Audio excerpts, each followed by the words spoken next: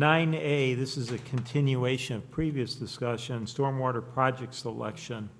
And as I think everybody in council knows, there's a few areas in Prospect Heights, I think even if it threatens to rain, it starts to, starts to flood.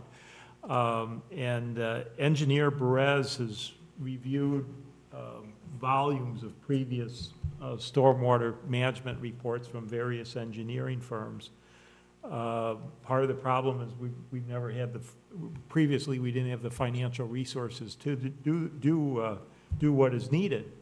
But tonight he's gone through the previous areas that have been studied, just concept studies, and he has a recommendation for actually getting in and taking on a stormwater management project that would, I think, significantly help a neighborhood or two. And at that, I'll introduce City Engineer Steve Perez. Thank you. Hopefully the exhibits can be seen. I apologize. I forgot that we didn't have a table. So hopefully you can see the exhibits well enough. Definitely coming in on my side. Is this a good spot to start for this? Another one? Turn it so I can see it. I'm going to start with the Arlington countryside area, and then as the council desires, if we have time left, I'll turn to the second priority in my eyes, which is the East TIF district area. So the Arlington countryside area I define as a triangle, pretty much. Rand, Olive, and give or take Oakton on the south. So west of Rand Road. Should I turn that for a minute? So this area has been studied, as Joe said, many times in the past. There's probably at least 3 studies. And these studies that are done are what I would call master planning level studies. And they all have come up with 5 or 6 different options. They could be a range of things. I think what I'm recommending and what I've heard is let's focus on what we believe / I believe is the best option to take to the next step and actually construct. So that's kind of where my presentation will go today. I feel that a great option, the best option for Arlington countryside is to increase what they call the conveyance system, which is a larger storm sewer system. That is one option that's been brought up in all the other reports. So with that, there's different ways, and on this sheet I try to highlight where a new storm sewer could go. The Arlington countryside, a lot of it's a bowl, so water sits in it and just doesn't get out over land. Right now, there is a storm sewer that connects through Arlington Heights. Back in about 2000, these green lines are storm sewers. There was a new storm sewer, I think around 2005 or so, through Arlington countryside. One of the issues is it's restricted at Rand Road right now with a 12-inch sewer, whereas the new sewer that was put in through here was at least 21 inches in diameter. So there's a current restriction. And why is it? Back when the storm sewer was installed, no other communities want other communities' water. It's just a fact of life. So Arlington Heights doesn't want more of your water, Cook County Highway doesn't want more of your water, and IDOT doesn't want more of your water. And those are the agencies that control east of you and downstream, just like you don't want anyone's upstream of you. So they wouldn't allow more water to go through, so they said, well, let's at least do some improvement because you got to start somewhere. So now is the next phase of improvement. How do we increase the conveyance to the McDonough Creek tributary watershed? So with that, we could install a new storm sewer that would almost run all the way most likely down Camp McDowell, kind of to the golf Old Orchard / to the school property, to the creek, and then have discharge in McDonough Creek. So that's a way to increase the conveyance or the stormwater flow out of Arlington countryside. Now with that, the magic question is, well, what size and what impacts does that have? So what I'm proposing is that we do the next study, not a master planning, do a focused, what I'll call a concept engineering study of what size storm sewer and what benefits it will provide and what costs are associated with those benefits. So what I'm proposing is that we do a concept engineering study that would evaluate most likely a 2-year storm event, a 5-year, a 10-year storm event, 50 and 100-year storm event. And it would size that storm sewer for each event. We'd assign a cost to it, what effect, or what, how that could, as part of that study, we need to show and concept level if it may increase the creek downstream at all, the elevation during a flood. It may not, but that's never been looked at, so that's one part of the concept study we need to look at too in concept. And then after we get those results of that study, come back and say, well, now we have a program for 3 or 4 options, the size of a storm sewer with the benefits to the residents, and then decide on funding levels of where to go.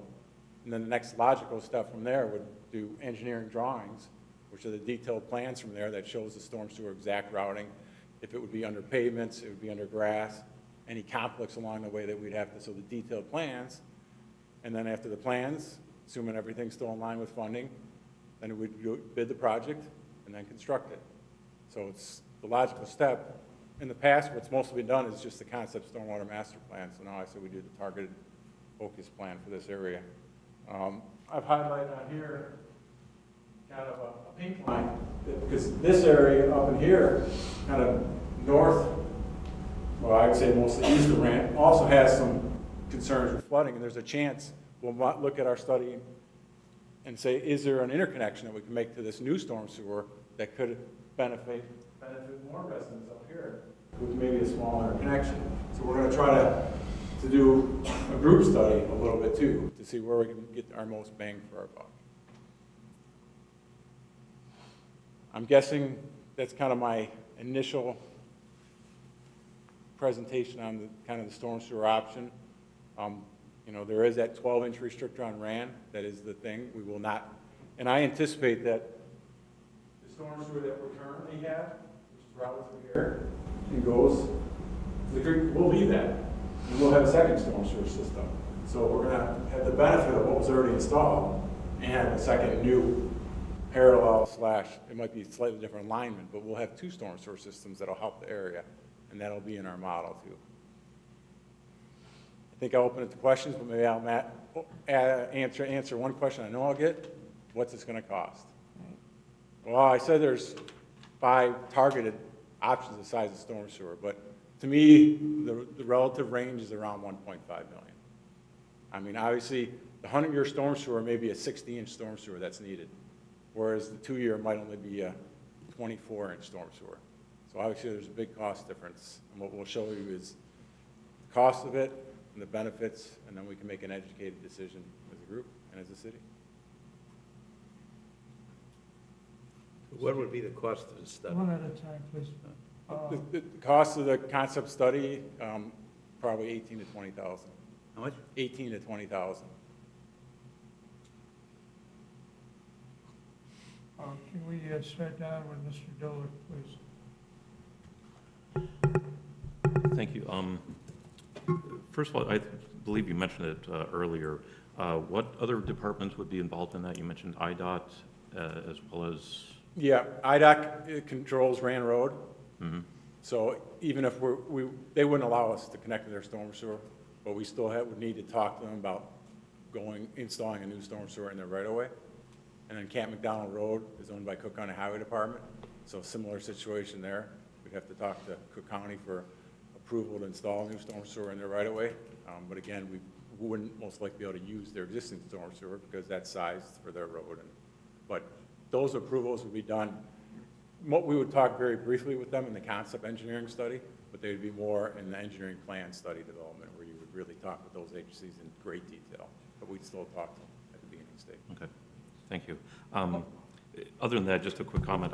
I'm pleased to see that a plan is at least being discussed rather than just hypothetical situations. It seems like this would serve a good portion of our community, and I would be looking forward to an additional study being moved forward on this. But thank you very much for the presentation. Alderman Messer?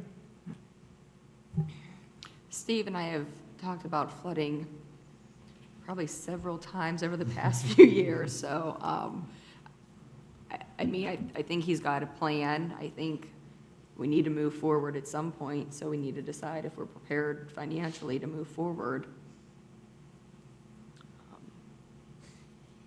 But I trust his judgments. He's the expert. I think if we're going to do something about it, we need to start looking into how we can move forward and get it done. Alderman Williamson? Steve, thank you. It was a good presentation. I look forward to the next part of it. I agree with Alderman Messer completely. I think it's high time that we start doing something, and let's get there. Thank you, Alderman Rosenthal. I asked my question already. Thank you. Thank you, Alderman Ludwigson. Yes, do you, Steve, you talk about picking up, like Dorset's got a big problem. That road's underwater on a 10-year event or 50-year event, whatever it might be that we have every few years. So you're gonna try and size this in order to maybe pick up some of that, or be able to interconnect up. We're going to look at that as an option, yes. Now, what about, it just seems like there's a lot of agencies to deal with, and I know you deal with them all the time. Is there any reason why we wouldn't try and put this through as much of Prospect Heights as possible, so we're only dealing with ourselves, since you're passing through those areas anyway that do have a problem? And it might be a little longer route to get there, but at least we would control its destiny. I think that's a great suggestion. And I thought about a conservation route, but yes, you might come up north, possibly down Olive, down Dale, or come Shoals County. Right, we'd have to at some point Yeah. touch somebody, but touching one person like Cook County Highway Department versus IDOT, Arlington Heights, you know, Yes. gets to be cumbersome. I show kind of the straightest line, but yes, I think we'll definitely evaluate an option going north. And by east, doing that, and you back can pick up some other areas immediately that would be Right. problem. I always have a hard time gauging, looking at water and then trying to picture myself a half mile away saying, what's the difference? You know, the water is at zero, obviously, that's at level. Is there enough pitch? Because I know that Arlington Countryside has a bowl, you know, or basin, whatever you want to call it, off of Forest. Even in the oldest Army Corps documents, or before that, going back 100 years, I saw a drawing or a sketch of the basin that's there of water. Is there going to be any need, as you see right now, I know you still have to do your study, that we're going to have to lift this water, or? No, I don't believe so. Some of the past studies mentioned lift stations, but they mentioned more to get to the existing systems that on RAN that were shallower storm sewers.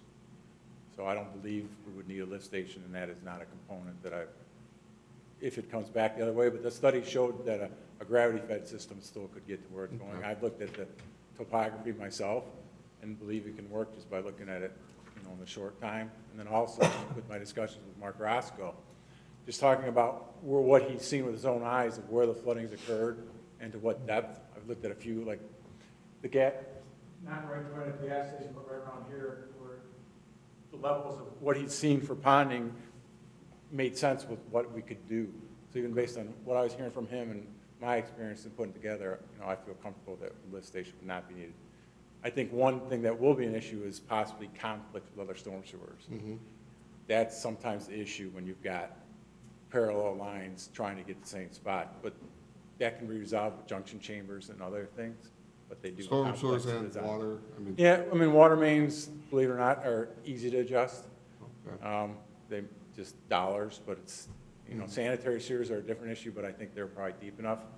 And given that Cook County's already got a 48-inch sewer or 54, I think, on Camp McDonald, I know it will fit. It's just the exact elevations, but that would come, we would touch on that on the concept engineering study just to make sure it's possible, but where you get to the nitty-gritty would be the detailed engineering plans to evaluate the concept. So the initial study, the concept study, 18, 20,000, gets us to the point where you do the math to say, we don't need a lift station, we can convey this water, we're compliant with what we need to be compliant with.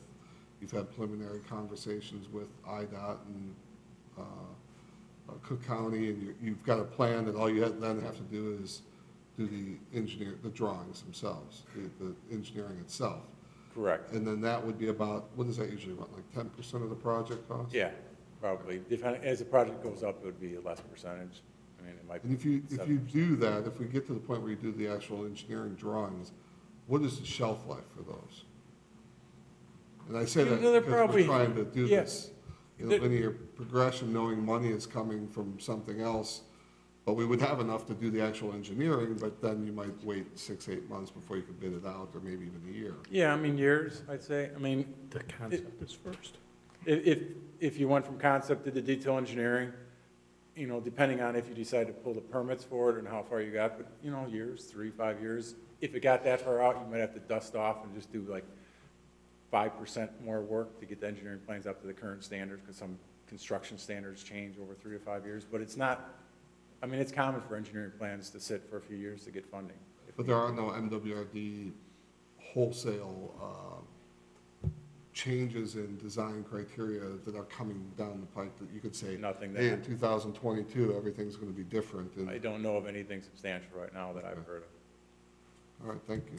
Steve, the possibility of a second line that you pointed out, both lines will be resized to a larger diameter. Yeah, the new lines. Okay, and they're going to go to McDonald Creek. What will McDonald Creek need to be done to handle the extra flow of water? We will have to take a concept look on that to see if it doesn't increase the water levels. Right, They allow a slight increase in water levels, and this is a small drainage area that we're talking about bringing to McDonald Creek, which is a large drainage area. So that has never been looked at in any of the studies I've seen, to see, it's been mentioned in concept that it might increase the water levels a little bit, but that's something we'll have to look at to see if it does, and if it does, to what extent, and see. That has not been looked at. So that is the final piece that we'll have to look at to make sure there is no significant adverse effects to McDonald Creek or downstream. all right, thank you. Alderman Rosenthal?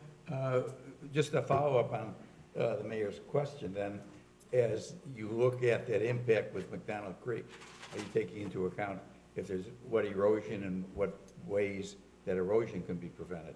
I mean, this improvement wouldn't affect erosion in my eyes along McDonald Creek. Any outlet we have would be protected for erosion there, and the small amount of increased flow is not gonna have, in my eyes, any adverse effect on erosion on McDonald Creek. That's a separate issue. I wouldn't believe this project would have any adverse effects to that. Mr. Mayor, one more Yes, sir. question or comment. This already is it might be the wrong term to use, but the water coming out of our Arlington countryside is already designated to hit the creek at that location. Yeah. The small drain system that we have now already goes there, and any improvement you'd be told by anybody is designed to go there, because that's, Correct. it has to get to eventually. Correct, it goes there. And, you know, depending where, if the concept study moves forward, one thing that we may do, depending when we get into it, we may look at, and this is probably a 1 in 50 shot, but we may say, you know what, this going through that's there, it can be increased at the same location, and that's more cost effective than new. Now, do I think that's likely? No. But maybe the existing Cook County system is 54, and we go to them, the city goes, hey, we can build an 80-inch sewer that it's our benefit, maintains yours, and it's cheaper for the project. You know, is that an outside shot? Yes, but it's something we would take a look at as another option. And just to follow up, Steve and I have gone to the county highway department previously, and I would say there, we've broached cooperative arrangements with them, and their philosophy is to be helpful. Obviously, they're not going to spend any money for things that benefit the city, but they will cooperate in at least the use of their right-of-way and such, so. Right. Is there any opportunities for matching grants for this project? I don't know any, and I've heard of very few, if any. Stormwater, a lot of communities around here have spent hundreds of millions, some, and I know very little, if any, grants they've received. So, We routinely check on those, and we have contacts, and we also have a grant advisor, and we do that, but not to our knowledge. I think it's viewed as, this is a local problem. All right, yes, sir. To Alderman Ludvigson's point, you know, you're saying that that water is designed to go to the creek, but it's not going to the creek now. Now, to Steve, your point, I know that at the north end of Elm Street, that travels between Cam McDonald and Palatine Road, the two homes at the end of that street and the end of that street are underwater in less than 100-year flood conditions. So when you say you're adding a minimal amount of water, you're still going to add enough water that it's going to creep inches, if not feet, closer to the homes or into the homes, and you're gonna have more water. I'd ask that as you're doing this, you know, you just be conscious of the levels, because if it's gonna impact these flooding conditions further, you know, I'd hate for that to be the threshold that is somebody's house underwater or not. Okay, thank you. All right, anyone else? Thank you, Steve. You want Yeah. me to discuss the east side? Please, Please. yes. Okay. I don't know if the exhibits are as helpful, but I'll just start putting up east side TIF district's a little more, I say, complex. And the reason why there's more complexity is the levee wall brings a level to it. And,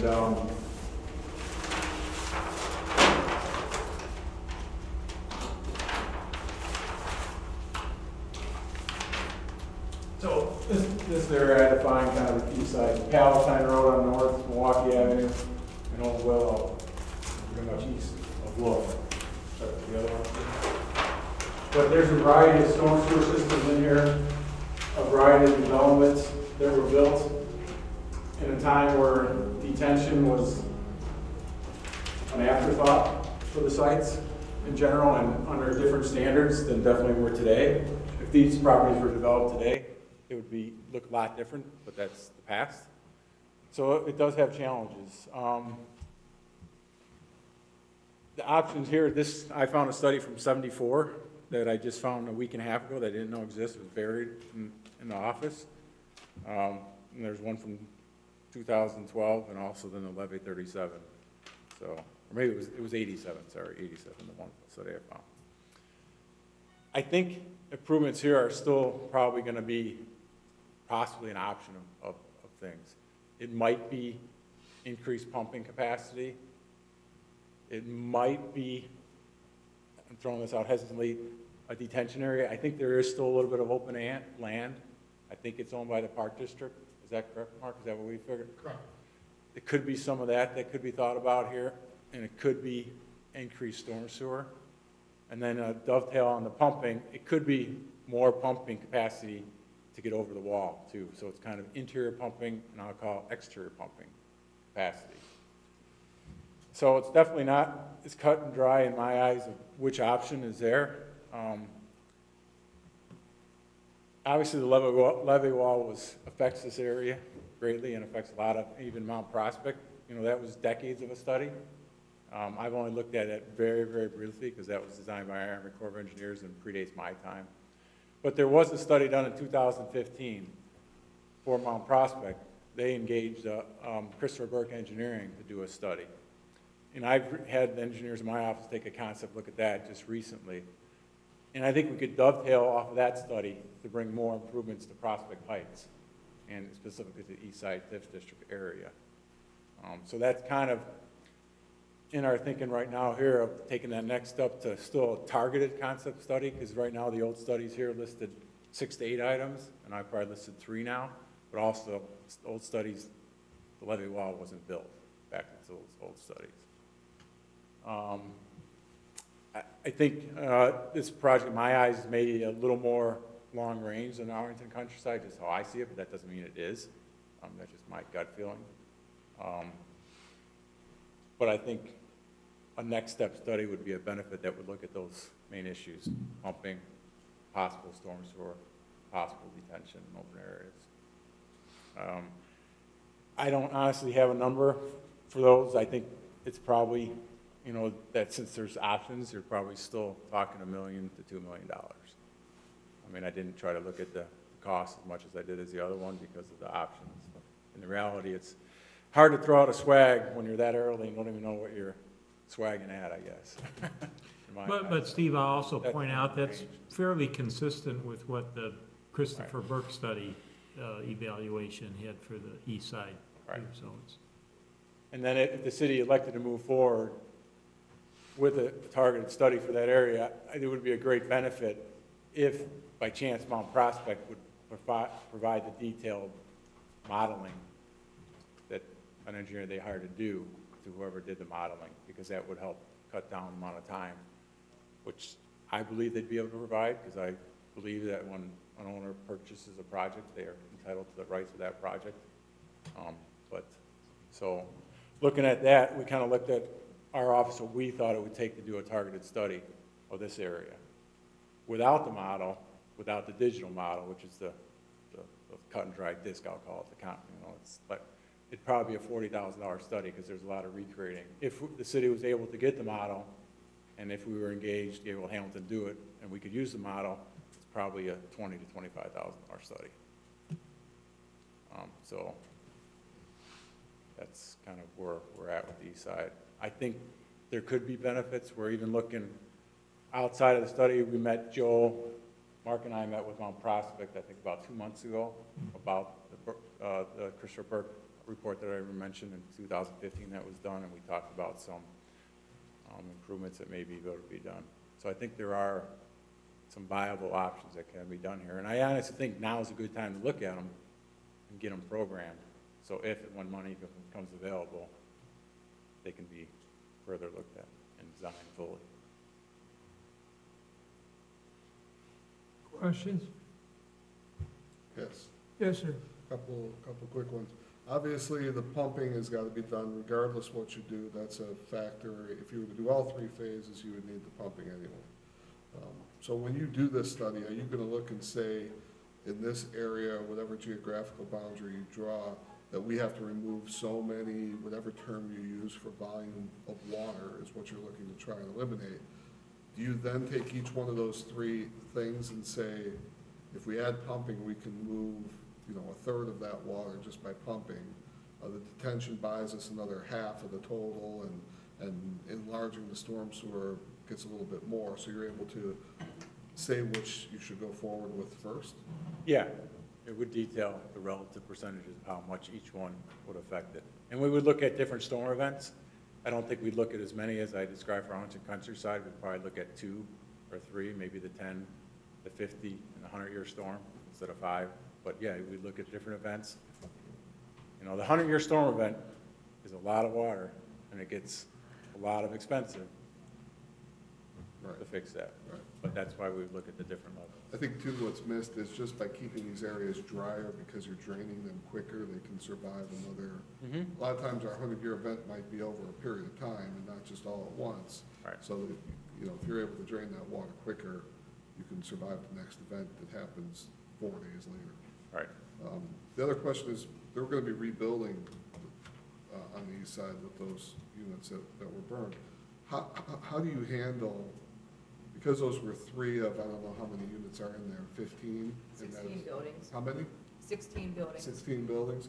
So it's, you know, it's a fifth of the total. What do you do about, you'd mentioned that they weren't built the way they would be if they were built today. What, maybe this is more for. They're gonna be built, for simple terms, higher. Right now, in theory, water could enter possibly the garden apartments or condos at an elevation that today wouldn't be allowed. That protects the unit, but what do? You would also require detention. Yeah, that won't be required because this is a rebuild.